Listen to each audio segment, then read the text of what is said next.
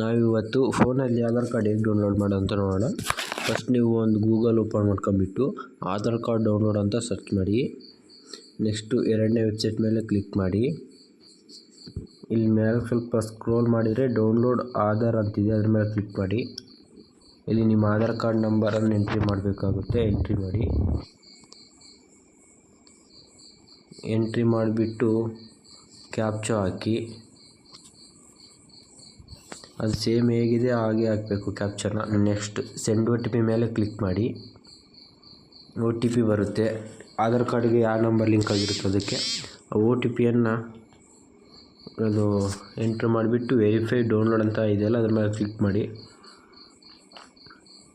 Download ಆಗ್ತಾಯಿದೆ.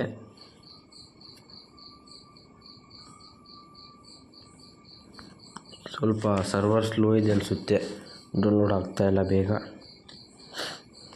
Next ವೀಡಿಯೋದಲ್ಲಿ caste income ಹೇಗೆ ಅಪ್ಲೈ ಮಾಡೋದು ಅಂತ ಹೇಳ್ಕೊಡ್ತೀನಿ.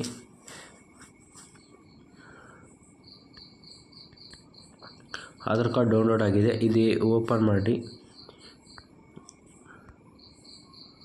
ಇಲ್ಲಿ ಪಾಸ್ವರ್ಡ್ ಕೇಳುತ್ತೆ.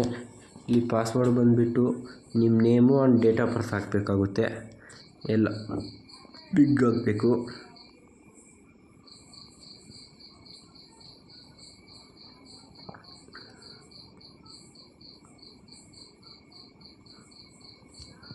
ಹಾಕ್ಬಿಟ್ಟು ಓಪನ್ ಕೊಟ್ಟರೆ ಆಧಾರ್ ಕಾರ್ಡ್ ಓಪನ್ ಆಗುತ್ತೆ. ಈ ವಿಡಿಯೋ ಇಷ್ಟೇ. ನಿಮ್ಗೆ ಇಷ್ಟ ಆಗಿದ್ದರೆ ಲೈಕ್ ಮಾಡಿ, ಶೇರ್ ಮಾಡಿ ಆ್ಯಂಡ್ ಸಬ್ಸ್ಕ್ರೈಬ್ ಮಾಡಿ. Thank you for